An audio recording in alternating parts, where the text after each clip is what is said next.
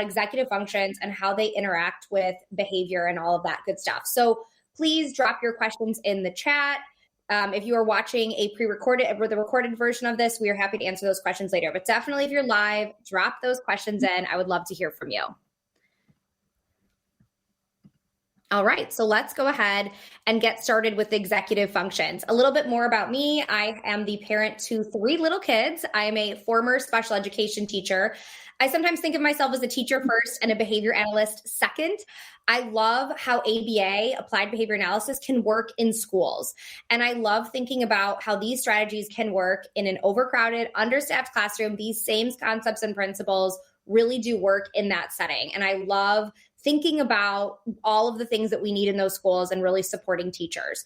As I said, I'm a board certified behavior analyst. There's me with my little adorable grandma when I graduated a long time ago with my master's in ABA. I am the founder and president of the Autism Helper.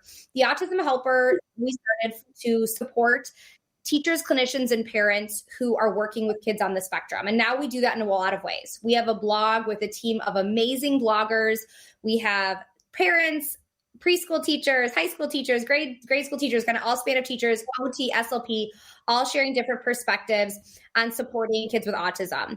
I do what I'm doing today, which is one of my favorite parts of my job, doing virtual and in-person trainings. We have a podcast where I get the great honor of interviewing other experts in the field, and we have a professional development membership. We have a professional development membership group that provides ongoing training and consultations. And then we have 4 online courses. We have a course on behavior change, on executive functions. You're going to get a little taste of executive functions today, literacy, and a new one coming on data. So a little bit about what the Autism Helper does. We also create curriculum and educational resources for special education classrooms. We have a newer offering for classrooms. If you are a teacher or you have a child in a classroom right now that is struggling with that curriculum piece, reach out to us on the autismhelper.com. We have a really great offering just for school districts on curriculum.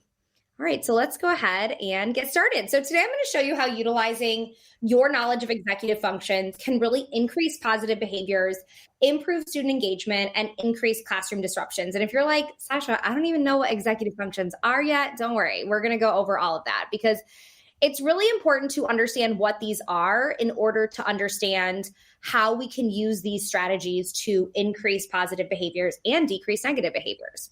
So let's think for a second about the expectations of our learners. So we have different expectations for our learners, right? Whether we're in the home setting or we're in the school setting, our kids have academic expectations, right? We have goals, we have programs that we've set, we have benchmarks, we have things we want them to learn. And then we have social expectations, how they share, how they ask for help, how they interact with peers. We have independent skill expectations. If you are a parent, you have expectations on maybe your child getting themselves dressed in the morning, brushing their teeth. And then behavioral expectations. When your child's upset, how can they express that anger? When your child is overwhelmed, what are the appropriate ways to express that anger? When our kids are not meeting classroom expectations, and I want you to really replace the word classroom with like school here or home, any types of expectations, whether you're in the home setting, clinic setting, classroom. When our kids are not meeting those expectations, what does that look like? That can look like a lot of different things, right? That could look like shouting out. That could look like shutting down. That could look like aggression.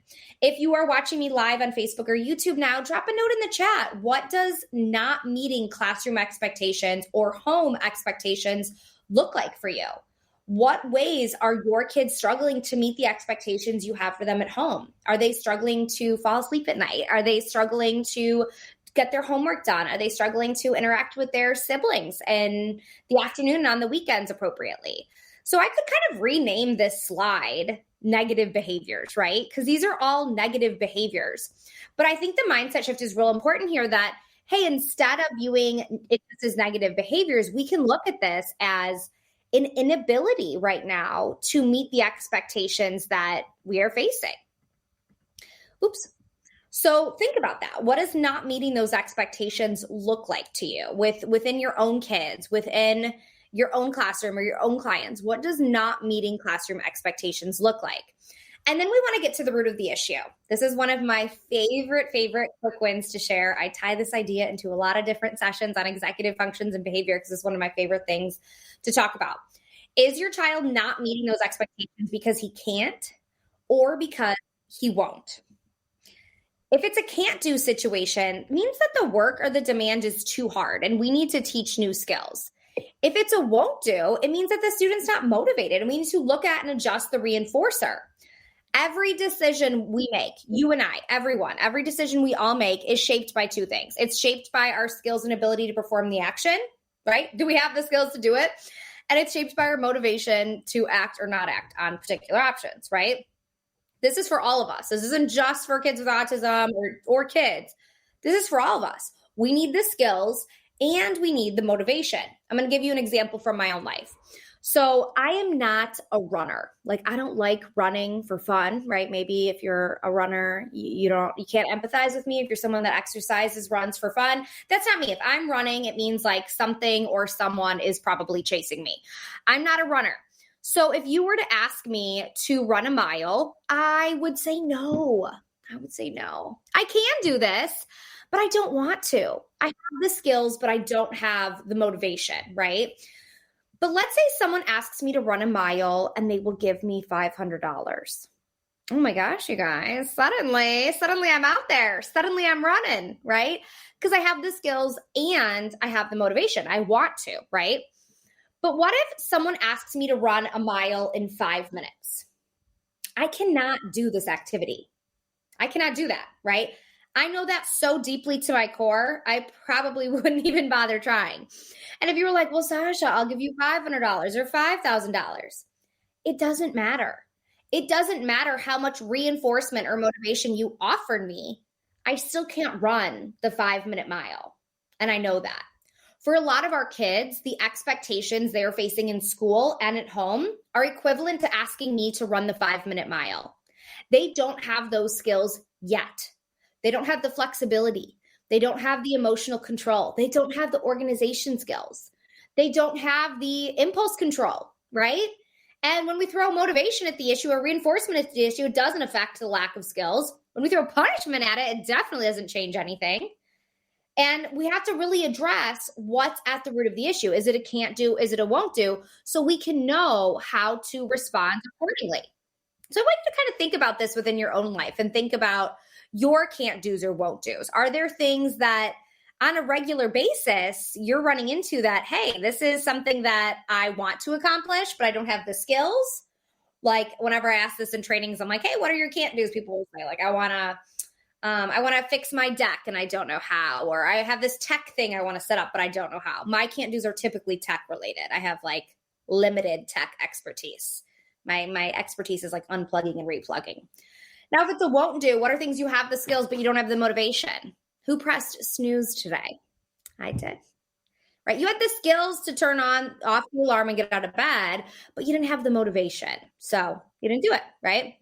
So when your student is not meeting classroom or home expectations, don't initially just assume that lack of motivation and we need to like jump to the reinforcement issue. Instead, think about the fact that maybe he can't meet those expectations due to missing skills.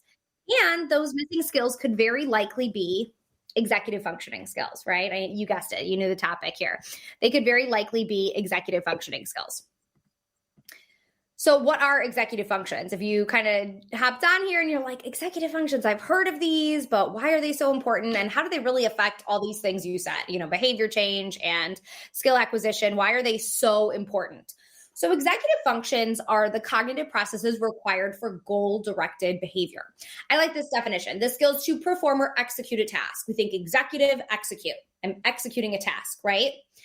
So they really involve everything we do all day to manage our own behavior. These skills work together, and a weakness in one skill affects the overall ability to perform a task. So why are these skills so important? Like, why do we need them? It's because deficits in executive functioning skills can cause challenges in what we've been talking about, that inability to meet those expectations. Deficits in executive functioning skills can cause challenges in making and maintaining friendships, following classroom and school rules, huge implications in reading comprehension. I could have done an hour just on reading comprehension and executive functions because there's so much to unpack there. But really in general, with academic engagement, executive functions play such a big role, and our ability to perform on informal and standardized assessments. So I mean, if you're watching live right now on Facebook or YouTube, drop me a little note if you're like, oh yeah, I definitely have, see that my kids have struggles with these, my students or clients have struggles with some of these. And let's start to think about what role executive functions play in some of these challenges. So I said reading. I love talking about literacy and reading because it's just an under-researched, under-talked about area, especially with literacy instruction and individuals with autism and how we do that. But when we break it down and look at the role of executive functions, it's so massive. I mean, even when we go to kind of something as specific as decoding, here's an example. Decoding requires really strong working memory. So working memory is one of our 11 executive functions. Working memory is the ability to remember something while doing something else. So when we're decoding, when we're reading and we're reading through and we're sounding things out, we have to remember what we just read, remember all of our phonics kind of knowledge, remember our tools that we use like context clues and inferences to decode what something means. And we need to use working memory. And then we have to use flexibility, another executive functioning skill. So we need that just for decoding. And if strong decoding doesn't happen, then strong reading fluency doesn't happen. And if strong reading fluency doesn't happen, then comprehension doesn't happen. Like we see it snowball right there. And even if a student has really strong decoding skills, reading comprehension, which is the big goal of reading, requires really high degree of working memory. If you read a chapter book, like this happens to me all the time. I forget what I just read because sometimes I read before I go to bed. My working memory is not so sharp at, right before bedtime. And I will have to typically reread a few pages when I open my Kindle because I typically was like falling asleep those last few pages. So my working memory wasn't so sharp. When you're reading a book, you have to remember what you previously read to understand the theme, understand the story, right? You also need metacognition, another executive function, your ability to self-monitor. If you read something wrong, you have to realize you read it wrong. And flexibility, again, you need to change predictions, change the tools you're using, all that good stuff. Now, I don't think it's just reading that executive functions plays a role, and it's also math. So we need really strong working memory with math. You have to remember the order of operations. You have to remember your math facts. There's a big connections between math skills and impulse control, right? Our response inhibition. We have to stop potential errors, check our work. And then complex math requires such simple things as planning and organization. You have to know where to put the decimal point. You have to know how to align your numbers so it works, right? If you put the decimal point in the wrong spot or you don't align things the right way, then you're not going to get the right answer. And then we have a big impact on social skills. I mean, again, we could talk about social skills like the whole time. Social skills requires impulse control, requires identification of potential consequences. This requires the ability to read social cues. I mean, think about that with your kids, with your students, with your clients. Are your kids struggling to read social cues of other kids and adults? That could be due to a lack of executive functioning skills. This requires a lot of being flexible, right? To be a good friend, to establish relationships, we have to be flexible, right? We have to change topics. Working memory helps build up relationships, maintain conversations, and improve social norms. Remember, again, working memory is remembering something while doing something else. And when you're having conversations, you need to remember things about people. So here are our 11 executive functioning skills. I've already kind of introduced a few of them for you. These skills are everything. They're really at the root of everything we do, whether it's academics, whether it's functional skills, whether it's social skills. So these 11 are super important. Response inhibition, working memory, emotional control, sustained attention, task initiation, planning, organization, time management, persistence, flexibility, and metacognition. So those are our 11 executive functioning skills. They're a part of our everyday life, and we use these skills every single day, even you and I. So let's take an everyday chore or thing we have to do, and let's see how we use all 11 executive functioning skills every single day. Let's go grocery shopping, right? You got to go grocery shopping. I'm not someone who loves going grocery shopping. I know some people love it, not me. I'm happy grocery delivery services exist, but sometimes you got to go. Okay, so let's go grocery shopping. And we're going to see how we can use all 11 executive functioning skills when we are grocery shopping. So first, we need to plan which store we're going to go to, right? You got to pick which one. Planning's an executive functioning skill. Then we need to organize what we need. That's metacognition. Think about what you do before you go grocery shopping. You probably think about what you're out of, like you go to your fridge, like I'm out of milk. You think about what you're going to cook that week. You maybe meal plan, or like, hey, I'm going to go out to eat on Friday. I don't need any food for that day. That's metacognition. Then you're going to pick a time to go grocery shopping when you have enough time to shop and get home using time management skills. So if you have to be at work at 7:15, you don't want to go grocery shopping at 7 o'clock, right? You're not going to have enough time to get there and get back. And then you have to leave for the store. That's task initiation. As you start to learn about these 11 executive functioning skills, I want you to think about which ones are really hard for you. Task initiation personally is my struggle one. I'm good once I'm doing something, but getting started for me is always real hard. When someone steals your parking spot when you get to the grocery store, you got to shake it off and move on, right? You want to roll down your window, you want to give them the finger, but you don't. You use emotional control. You need to raise your blood pressure for no reason. So again, emotional control, we're using one of our 11 executive functioning skills. When you're shopping, you use working memory to identify the food you need.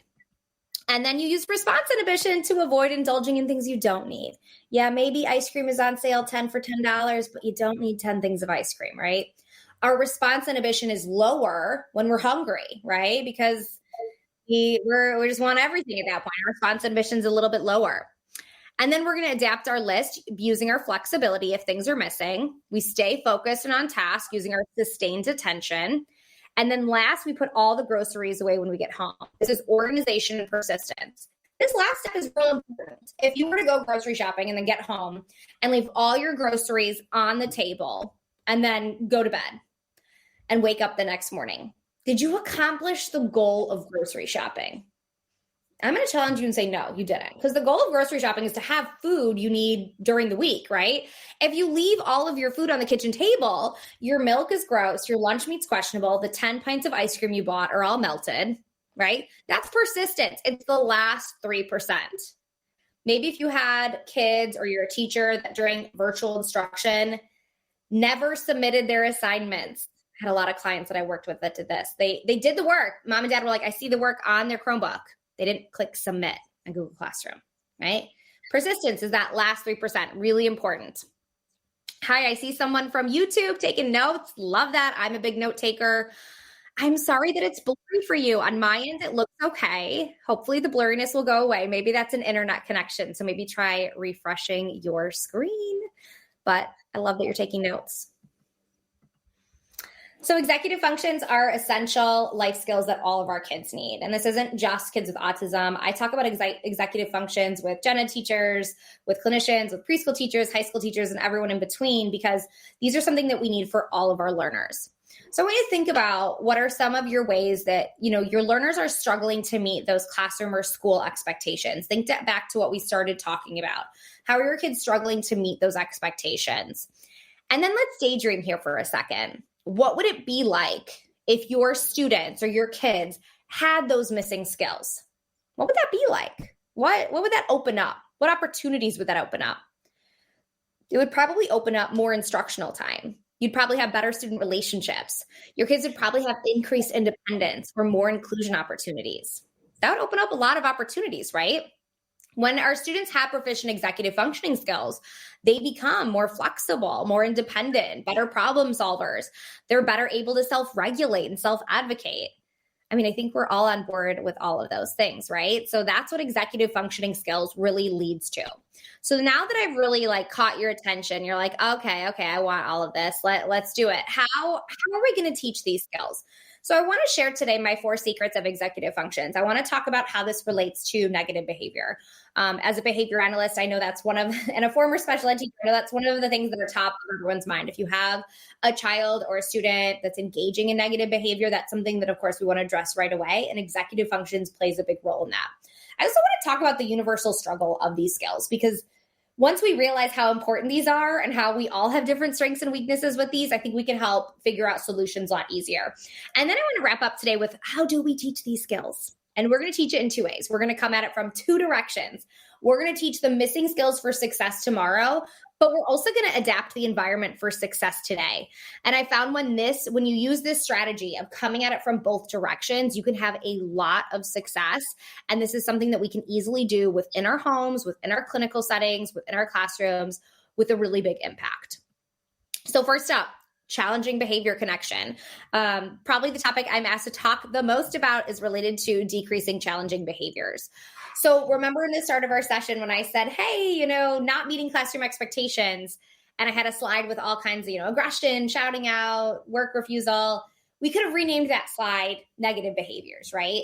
So not meeting expectations looks like problem behavior. And it can look like a lack of motivation. If you're a parent, maybe you've had someone tell you about your kid, like, oh my gosh, he's just lazy. He just doesn't care. He doesn't want to. And I struggle a lot when I hear that from educators, because it takes a lot of like the onus off of the educator, right? Okay, what do we do with that? What do we do with that label of he's lazy? He's not quote unquote trying. It might not be a motivation issue. We're sometimes too quick to jump to that when we really want to address the lack of skills that could be there and teach those missing skills. I want you to think for a second about what happens when you can't do something, when you don't have the skills to do something you want to do, right? So think in your own life. If you were, let's say you're trying to fix a tech issue, you're a teacher, your smart board went out and you're about to have an observation. You're probably frustrated. Maybe you shut down. Maybe you just like, oh, I don't want to talk to anyone. I'm just trying to fix this. Maybe you snap at people. If I'm like in the middle of trying to fix something and like my husband comes in, I'm like, get out of the way, I got this. Even though I don't, right? We're frustrated. We react. We're human. We're annoyed we don't have the skills to do something that we want to do. And I also want you to think for a second about what happens when you're bored. What do you do when you're bored? That's a trick question because we're never bored anymore because we all have smartphones, right? Think for a second if you were sitting at a really long like railroad crossing, a really long train crossing. When I take my oldest daughter to gymnastics, there's a freight train I hit every Tuesday. And when I'm sitting waiting for that freight train to go by, what do? I pull up my phone, of course, guys, right? Off-task behavior. I scroll on my phone. I chat with my daughter. I'm daydreaming. I'm fidgeting. I'm not sitting at 10 and 2 with my hands on the wheel on my car. No, right? When we're bored, all of us, including our kids, we engage in off-task behaviors. When we are asked to do skills that we cannot do yet, we're going to be bored, right? Because that's not accessible for us.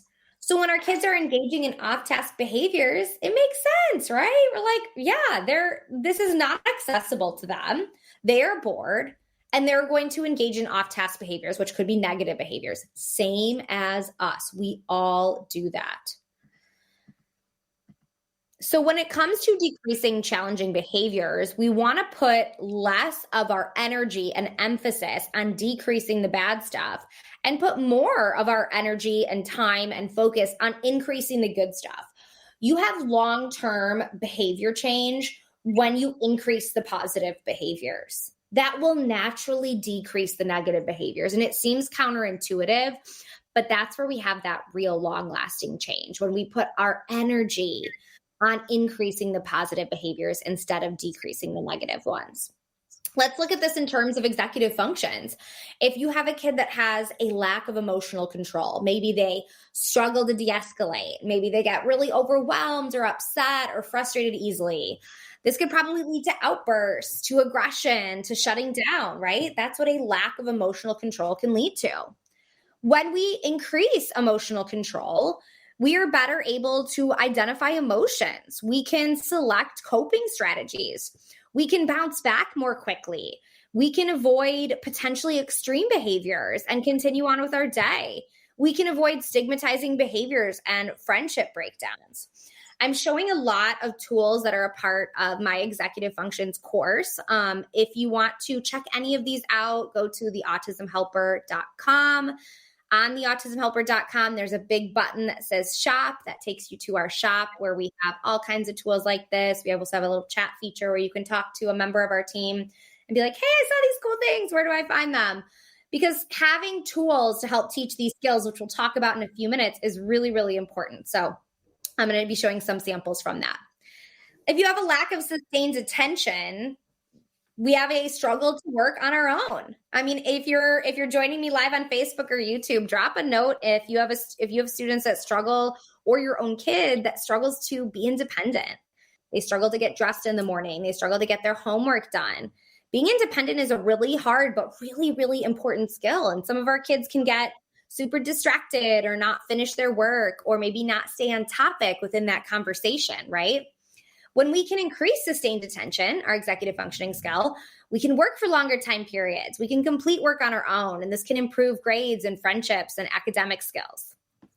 Maybe you have a child that struggles with time management. Again, it's going to be that independence piece, struggling to follow multi-step directions, maybe doesn't turn in assignments or is running late. Of course, this can have social and friendship consequences too. When we increase time management, we can work independently on more complex tasks. We can get more responsibilities. We can work on long-term assignments and goals and have more job opportunities in the future. So as we see, and this is just a few samples here, we're going through this real quick. When we build executive functioning skills, challenging behaviors go down and positive behaviors go up. So number 2, the universal struggle. Whenever I do a session on executive functions, I always hear from parents and teachers, the adults in the room, like, oh my God, I feel like you're talking to me. I need to build these skills, right? Because executive functions are needed by all of us. And a lot of students struggle with executive functioning skills. Learners with and without special needs or an IEP can build from executive functions, and they're needed for both home and school. COVID, I think, played a really big impact in our kids' levels of executive functioning skills. In a minute, we're going to talk about how to build up these skills through our kind of 2-tiered approach. And kids really missed out on a lot of important learning opportunities that could have built executive functioning skills during that, especially that first year of COVID, when we were doing virtual instruction, when we weren't going grocery shopping with our parents, when we didn't have family parties, when we weren't going on play dates or birthday parties, right? We learn in our environment through repetition and reinforcement, through exposure to opportunities to build these skills. And guess what? Our kids lost a lot of that during COVID. So we want to make up for that lost time by providing targeted instruction for these skills. When I talk to gen ed teachers about the impacts of COVID and executive functioning skills, teachers that have taught 4th grade for 15 years, and they know developmentally where 4th graders are, and they're like, I'm dying this year because this is not where the kids are right now. Of course, that makes sense, right? We see that because kids lost these opportunities during COVID. So work on executive functions with any kids that need it. Maybe you're here today because you're thinking about your child with autism, but you're like, oh my God, their older brother needs to work on this.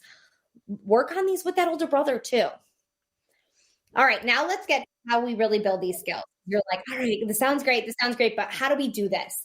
We're going to do this in 2 ways. We're going to teach the missing skills for success tomorrow. And then our secret number 4 is we're going to adapt the environment for success today. We need both pieces. We need the instruction and we need to adjust the environment. And when you come at it from both angles, we can have a ton of success. Since we're a little over halfway through our session, I'm going to do a little call out for questions because I want to make sure I'm not missing any questions that you have. If you're live with us on Facebook or YouTube, please drop in any questions about behavior, about executive functions, and we'll make sure to fit those in before we wrap up. All right, so executive functions can be built. Good news. These are behaviors, guys, and behaviors can be learned and strengthened. We learn executive functions through interactions with other people and our environment.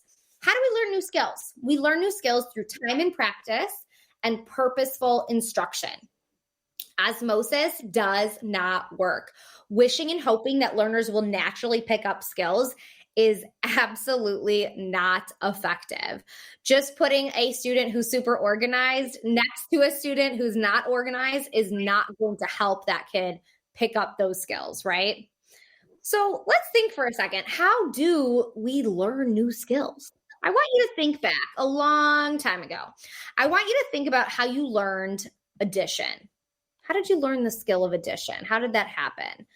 Did you just observe other people doing addition? Is that how you learned? Did you learn addition in one day and then totally master it? Did you work on addition in one grade level and then never use it again? If you made a mistake, when you were learning addition? Were you punished? Absolutely not. Those are not ways that we learn a skill. We learn new skills through repetition and reinforcement. We have frequent opportunities to practice. We get reinforcement following correct responses. We get error correction after incorrect responses. That's how we learn. We need to approach teaching executive functions with the same process, with the same rigor, with the same attention to detail that we approach academics. And if you're a parent and you're like, I don't know how to teach academics, it's about putting that intention behind building this skill. Just like you taught your kid to tie their shoe, just like you taught your kid to, climb out of their bed, or whatever skills you're teaching them to do, to brush their teeth in the morning, to wake you up in the morning when they get out of bed, whatever skills you're working on. In the same way, we want to do this with our executive functioning skills, with that intention. We want this to be purposeful. We want this to be planned out.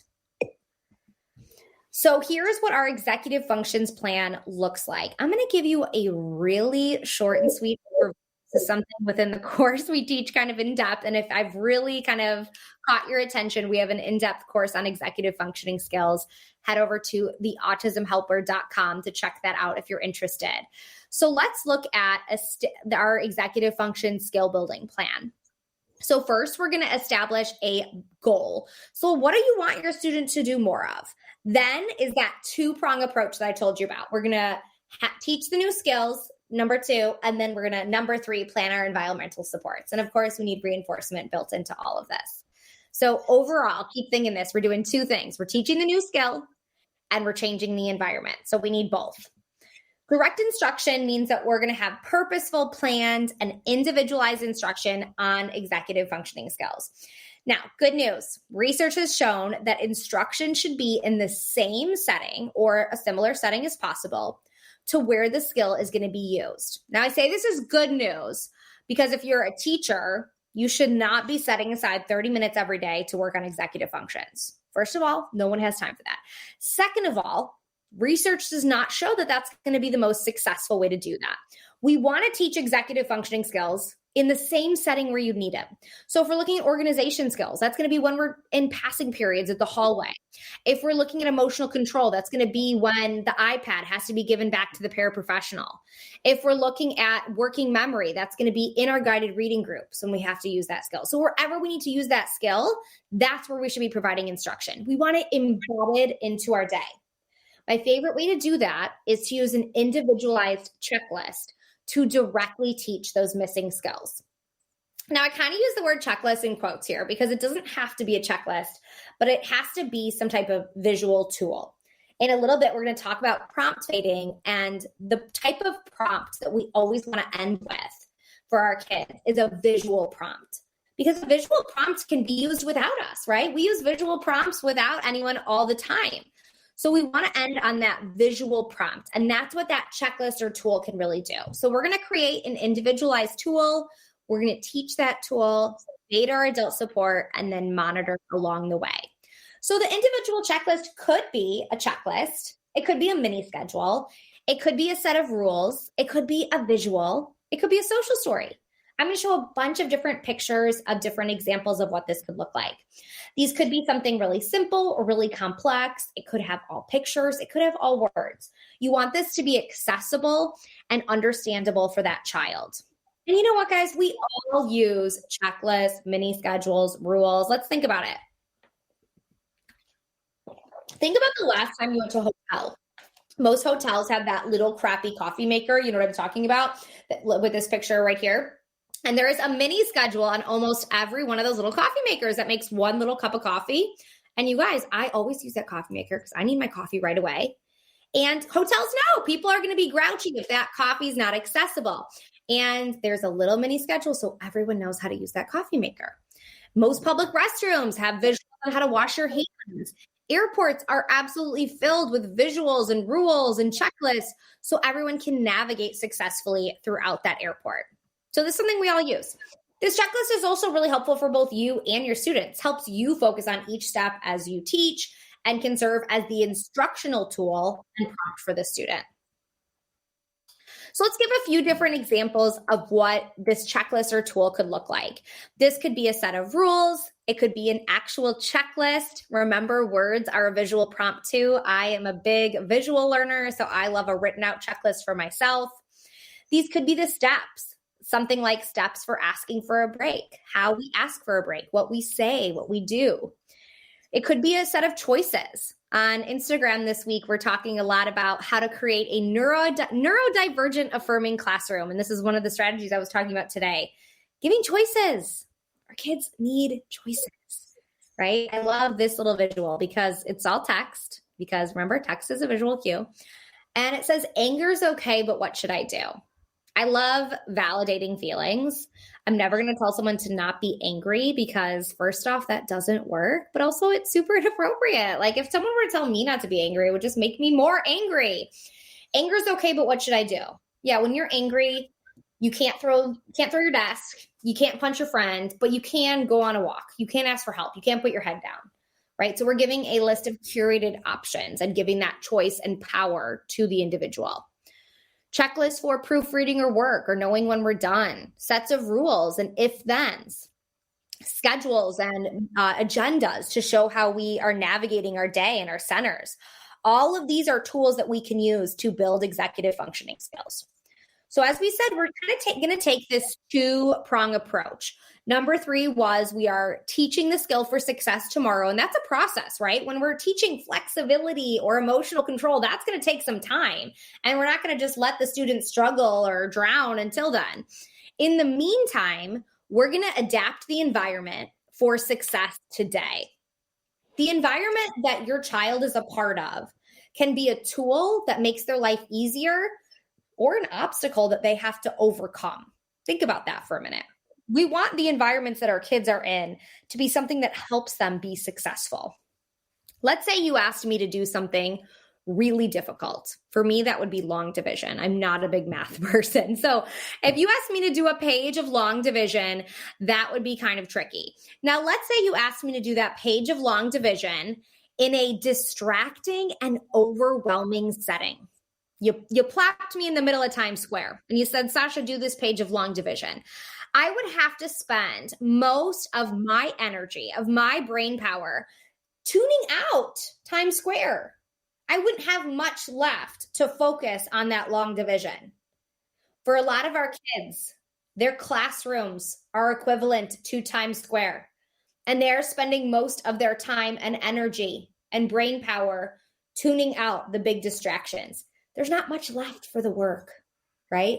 And for a lot of our kids, that's something difficult that we're asking them to do are the executive functions. It's being organized. It's managing your time. It's starting your tasks on time. And they're doing it in a distracting and overwhelming setting, their classroom, right? For educators and for my parents here, really work with your occupational therapists on this in a big, big way. Your occupational therapists are your best friend, and they're going to really be able to help you identify what is potentially even just visually, even just looking at the visuals, what's visually overwhelming in that setting. Because we forget about that with the visual senses. What's visually just too much? Even for myself, I am right now in my basement office, which half of it is like my husband's office and half of it is where I record. And my husband's messier than I am. And it is visually overwhelming for me to look at his mess, right? I don't like that. It's distracting. We all have different things within our visual senses that will be a distraction or a source of overwhelm. We want the students' environment to really be a tool that helps them be successful. There should be a purpose in every single thing in your child's setting. Schedules are there to build independence. Structure is there to lead to less distractions and less anxiety. Visuals are there to lead to less problem behavior. There should be a purpose for everything. So some of our kids that have executive function weaknesses will need a little bit more support than those without those weaknesses. Think to brain development. These individuals do not yet have that neurological capacity to accomplish these things. It's kind of like asking me to run that 5-minute mile. I don't have the skills to do it. So instead, we can provide support to help students accomplish these skills. So there's 2 big ways we can set up our environment for success. We can change the way the environment looks and the task and activity is presented, We can also change the way people interact with the child. The environment is two things, the stuff and the people. When you are at home, you are a part of your child's environment, right? And it's really important that we identify our role in this and how we are interacting. So first off, let's look at how the environment looks. So our 3 ways to change how the environment looks. We can look at consistency and routine. We can look at minimizing distractions and embedding visuals and anchor charts. So first up, consistency and routines. This is one of my favorite strategies. I already said that about choices. Choices are great as well, but consistency and routines is also a game changer. It is all about the ability to sequence and anticipate what is coming next. When we have predictable sequences for really all of our kids, we have less negative behavior. We have less anxiety. We have more independence, more efficiency. Consistent routines give us that. I have a silly example for you. Stay with me. Let's say we were all abducted by aliens. Okay, I haven't lost it. I have a point here. Let's say we've all been abducted by aliens, okay? And you have 2 choices for how this goes. Now keep in mind, when you're abducted by aliens, how are you feeling? You're feeling stressed, you're feeling nervous, scared, right? This is a heightened state of being. We're stressed out. And now you have 2 choices I'm going to give you when you've been abducted by aliens. The first choice is right here, blue and red tables. Every day, you're taken into a room with blue tables. And in blue table room, life's awesome. You get to watch Netflix, you get to drink wine, you get to eat ice cream, life's great. After blue table room, you go to red table room. In red table room, life's not so awesome. You have to do pages of long division. The only music option is Kid Rock, which even if you're a Kid Rock fan, it's going to get old. And the only snack option is celery with no ranch or no peanut butter, nothing good. That's really the whole point of celery is to dip it, right? So every day you go to blue table room, you get Netflix, red table room, you get Kid Rock. Okay, so that's option number 1. Option number 2, green and yellow tables. When you go into green table room, sometimes it's Netflix, sometimes it's Kid Rock. When you go into yellow table room, sometimes it's celery, sometimes it's ice cream. Now, which one do you prefer? Number 1 or number 2? Number 1 is same every day, right? We blue and red tables. We know what's coming. Or number 2, unpredictable. In a heightened, stressful situation, I am team number 1 all day. Oh my goodness, right? Yes, unpredictability is part of life, but we need that consistent routine first. We need that consistency. We need to know what's coming. You guys, I never want to be surprised by Kid Rock. I don't. I'm going to tell you. Right? And for a lot of our kids, when we think about like being abducted by aliens, for some of our kids, going to school is like going to an alien planet, especially our babies, our preschoolers, right?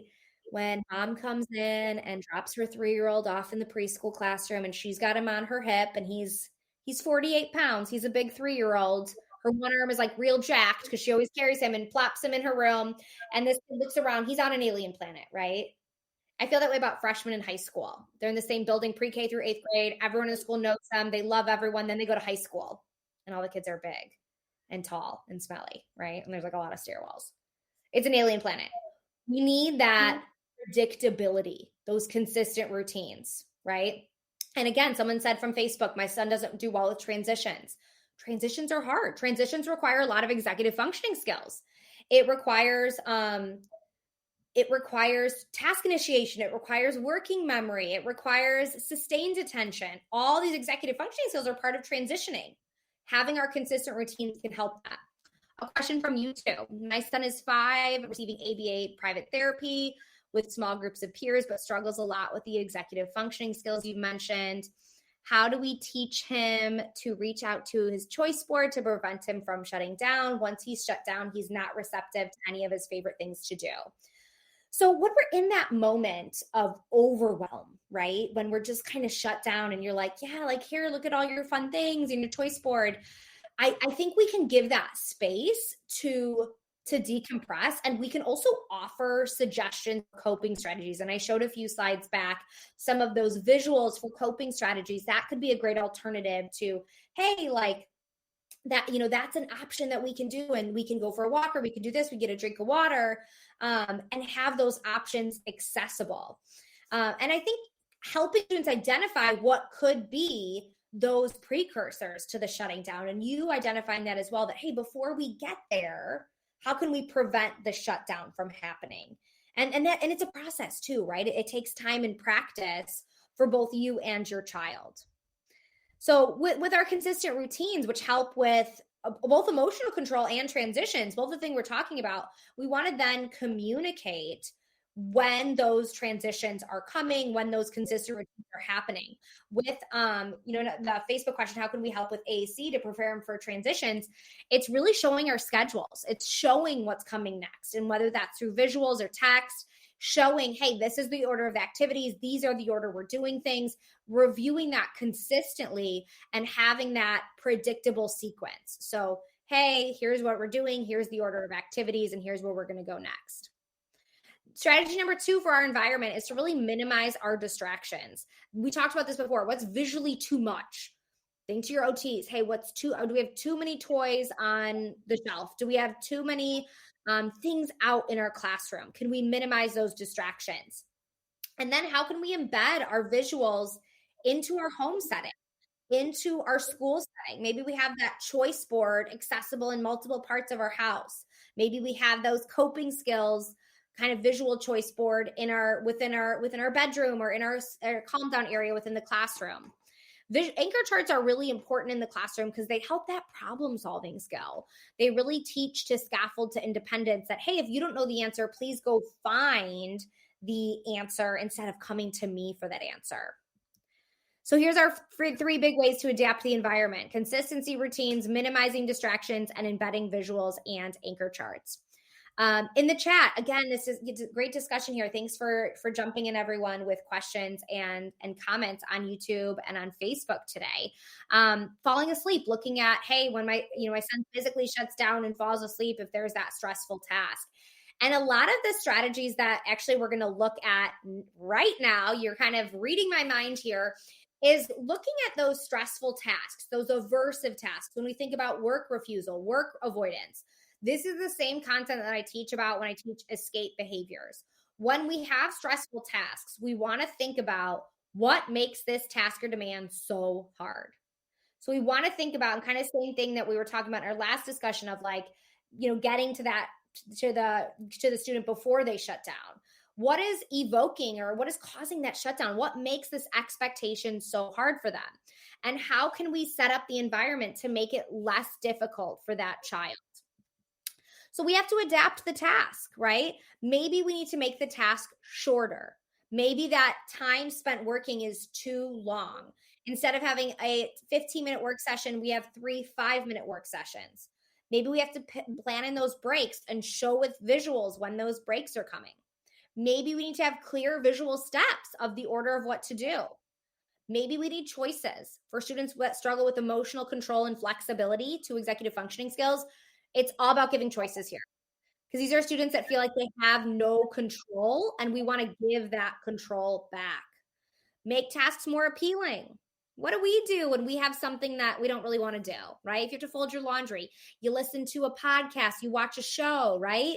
How can you make tasks that aren't that fun more appealing? And then highlight the reinforcer. So in Facebook, we're chatting about going to the grocery store, because that could be an aversive task. Can we highlight what the reinforcer is at the end of the grocery store? Hey, after we go to the grocery store, we're going to buy our favorite treat and you can eat it on the way home. So highlighting that reinforcer. So there's our ways to adapt the task. And the last thing that we're going to wrap up with today is ways we can adapt the adult support. So remember, the environment is the stuff and the people. And here's a few quick ways. I'm going to touch on some of these really quick because I only have a few more minutes, but I want to touch on our strategies for adult support because we play a big role in this. And our 4 strategies are direct language, prompt fading, verbal scaffolding, and problem-solving support. So first up is clear verbal cues. This is so simple, but such a game changer. Provide consistent, clear directions. Don't give questions and directions in the form of a question. If you say to your son, hey, are you ready to get on the bus? He might say, no. And you're like, well, too bad, get on the bus, right? Or if you're like, Johnny, do you want to come take your math test? He's like, no, I don't want to. And you're like, too bad, get over here. When we do that, when we dismiss our kids' no, that's dangerous.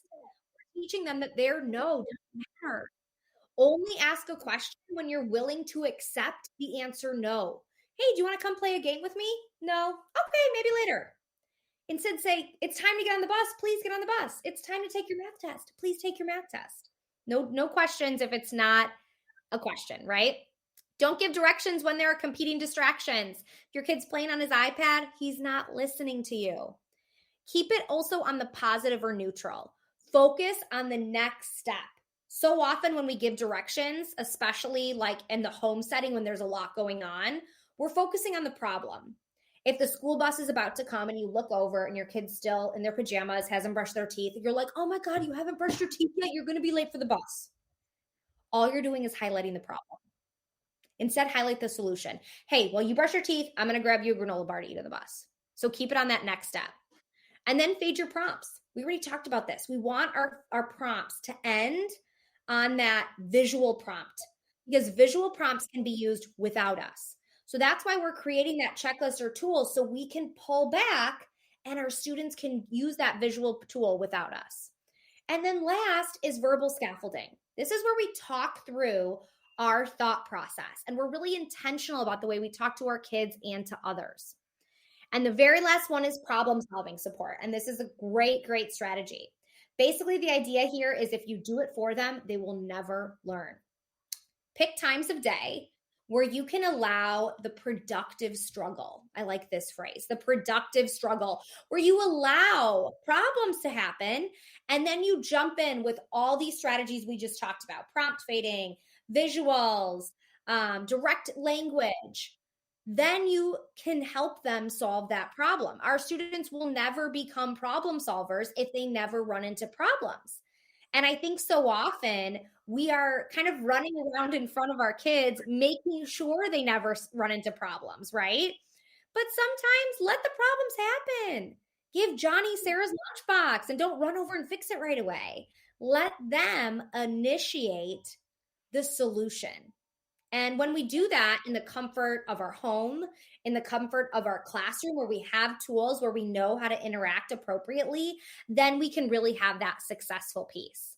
So thank you so much for joining me. We covered a lot in a short amount of time. We introduced the 11 executive functioning skills.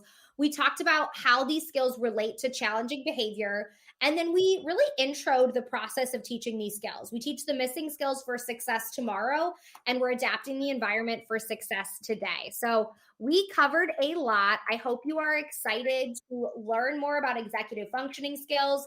Here is my website, theautismhelper.com. We have a ton on there. I have started the Autism Helper 10 and a half years ago. There's a ton on our blog and podcast. And if I've really piqued your interest with executive functioning skills, we have a complete 6-hour course broken into short and sweet videos along with that toolkit. So there's a lot more to this. And if you're interested, we've got a lot more where this came from. Thank you so much for having me. And thank you so much to the Podcastathon for inviting me. This has been a really fun hour. And I hope you all have a great rest of your day.